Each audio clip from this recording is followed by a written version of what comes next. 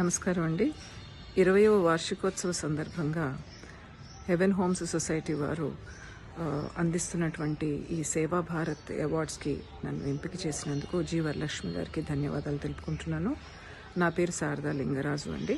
నేను స్పర్శ హాస్పిస్ అనేటువంటి ఒక ఎన్జిఓ నాన్ ప్రాఫిట్ సంస్థలో పనిచేస్తున్నానండి. నేను ఒక సైకాలజిస్ట్ని. ఒక జబ్బులు తగ్గనటువంటి సందర్భంలో కుటుంబాలకి, పేషెంట్స్కి కూడా వాళ్ళకి ఒక మానసిక స్వాంతనని అందించడం అనేది నా వృత్తిలో భాగం అండి. ఈ సందర్భంగా దాదాపు 11,000 మంది పేషెంట్స్కి పైగా కూడా మా సంస్థ ద్వారా సేవలు అందించడం అయినది.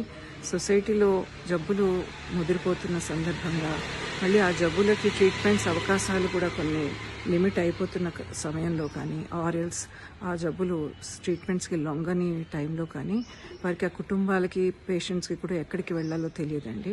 అలాంటి వారు మా సంస్థకి వస్తూ ఉంటారు.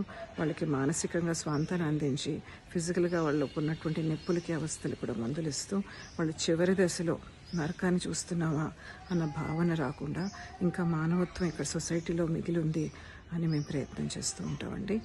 ధన్యవాదాలండి.